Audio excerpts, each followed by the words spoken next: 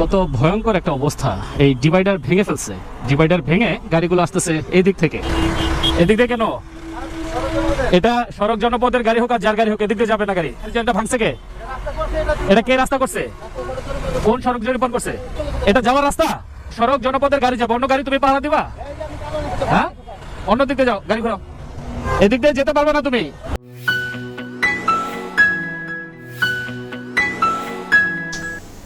আসসালামু আলাইকুম dear viewers, Chowdhury কথানে আপনাদের সবাইকে জানাচ্ছি স্বাগতম। আমি সুশান্ত চৌধুরী।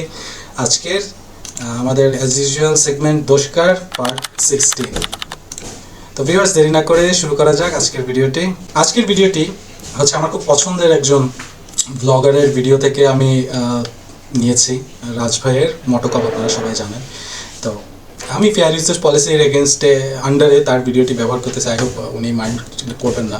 আমি আসলে হচ্ছে আমার ওপিনিয়নটা এবং আমার ওপিনিয়ন আপনাদের সাথে ডিসকাস করার জন্যই ওনার ভিডিওটা আমি ইউজ করতেছি। এই ভিডিওটি আমার চোখে আসার কারণেই আমি ভিডিওটা শেয়ার করলাম, কারণ উনার যে এখানে কনশাসের যে লেভেলটা এবং ওনার এখানে যে বলার যে টপিকটা, যেটার উপরে উনি বেস করে কথাগুলো বলেছেন, সেটার সাথে আমি সম্পূর্ণভাবে একমত। এবং সমাজের এই অবক্ষয়গুলো এবং সমাজের এই যে নিয়ম না মানার যে একটা রীতিনীতি আমাদের মধ্যে শুরু হয়েছে, এটা উনি যেভাবে এটার প্রতিরোধ এবং প্রতিবাদ করছেন, which is really appreciable. Thumbs up for Mr. Raj. I love him, I love his channel, I love his efforts. তো চলুন দেখি আজকের ভিডিওটাতে কি আছে। কত ভয়ঙ্কর একটা অবস্থা।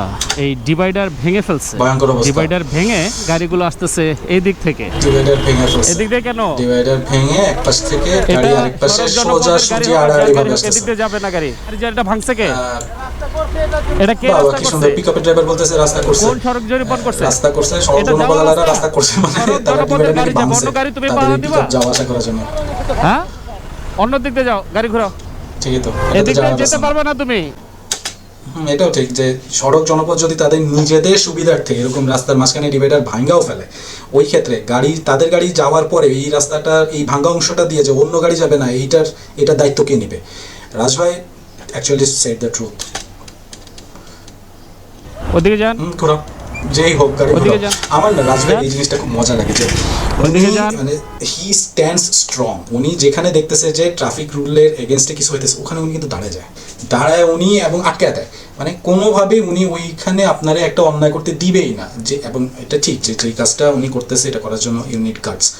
আর আমার মাঝে মাঝে খুব অবাক লাগে আর একটু নিজের কাছে খারাপও লাগে যে উনার জায়গা থেকে উনি বেচারা দেখা যাচ্ছে অফিসে যাইতেছে। উনি একটা টিভি চ্যানেলে আমি দেখলাম, গত পরশুদিন দেখলাম কি ওনার একটা ইন্টারভিউ, যে উনি বলতেছিলেন যে উনি তিক্ত হয়ে আসলে এই ভিডিও কন্টেন্টগুলো তৈরি করা শুরু করছে। তা আমি যেটা বুঝছি যে উনি অফিসে যাওয়ার পথে, বাসায় ফেরত আসার পথে উনার সামনে এই পিকুলিয়ার কাহিনীগুলো ঘটে। আর উনার ডেডিকেশনটা দেখেন, উনার রেগুলার দৈনন্দিন প্রাত্যহিক কাজকর্ম পজ দিয়ে উনি কিন্তু এই জিনিসগুলো প্রোটেস্ট করে, এগুলো প্রতিবাদ করে। উনি দাঁড়ায় ওইখানে ওই জিনিসটা যতক্ষণ উনি ওটা আটকাইতেছে এবং সবাইকে ঘুরাই দিতেছে, সবাইকে নিয়ম মানতে উনি বাধ্য করে।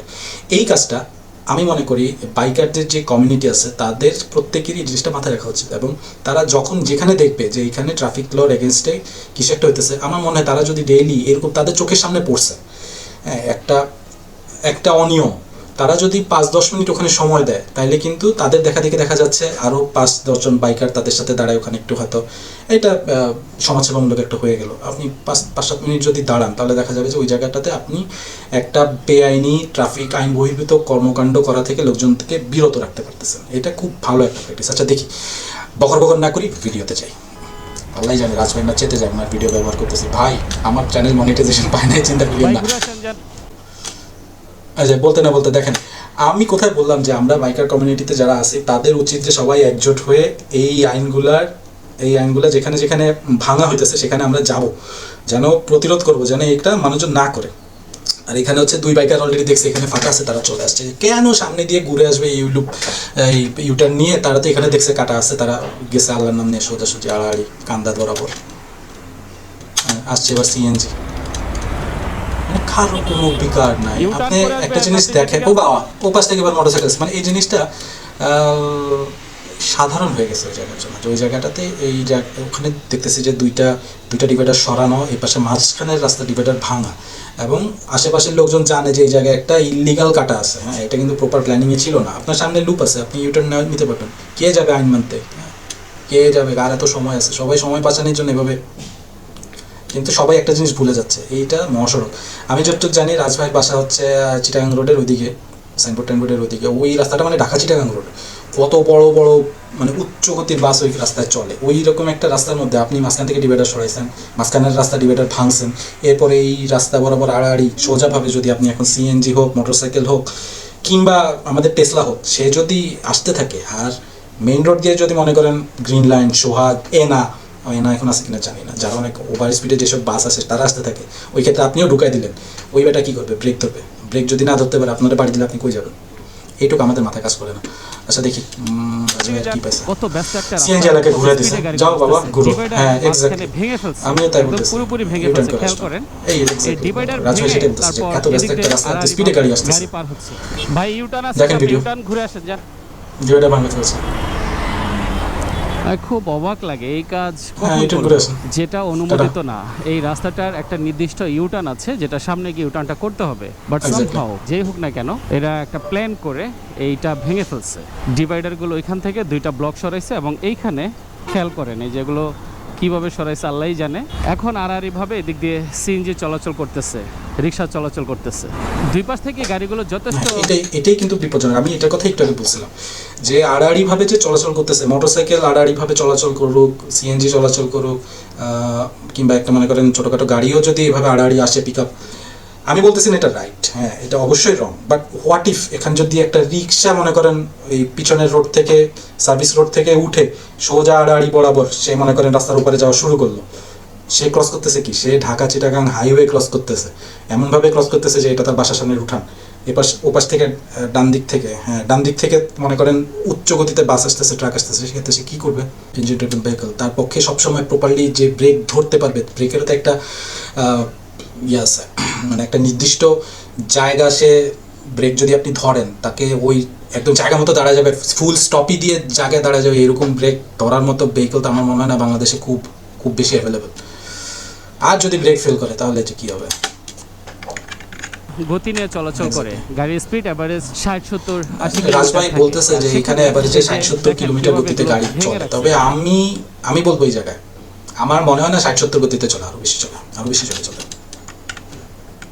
ওই যে দুইজন অপেক্ষা করতেছে এদিক দিয়ে আসার দুইজন অপেক্ষা করতেছে এদিকে আসার জন্য। প্রশ্ন, এই রানিং রোডের মাঝখান দিয়ে কিভাবে এরা রাস্তা পার হবে? এটা আসলে বিবেকের কাছে প্রশ্ন করে কি করব? আমাদের বিবেক মরে গেছে, আমাদের বিবেকের 40-40 হয়ে গেছে। ওনাদের পার হওয়ার জন্য একটা নির্ধারিত ইউটার্ন, সেটাই আমিও সেটা জানি, সামনে ইউটার্ন আছে, আপনি ইউটার্ন থেকে গিয়ে আরামসে ঘুরে আসেন না রে ভাই, কতটুক তেল যাবে, কতটুক সময় যাবে? ওই পাশে 2-3 বাইকার ওয়েট করতেছে, এবং একই সাথে দুই একজন হচ্ছে চামেশিখানে অপেক্ষা করতেছে যে রাজভাই সরলে তারা এদিকে কালটি মারবে। কত বড় আত্মঘাতী সিদ্ধান্ত, এটা কল্পনাও করা যাবে না। ভাইটা পুরো রিস্ক হতে হবে, বুঝলেন? এই যে রিস্ক দিয়ে দিতে হয়, এই যে ভাই অনেক রিস্ক আছে, এই জায়গাটা অনেক রিস্ক।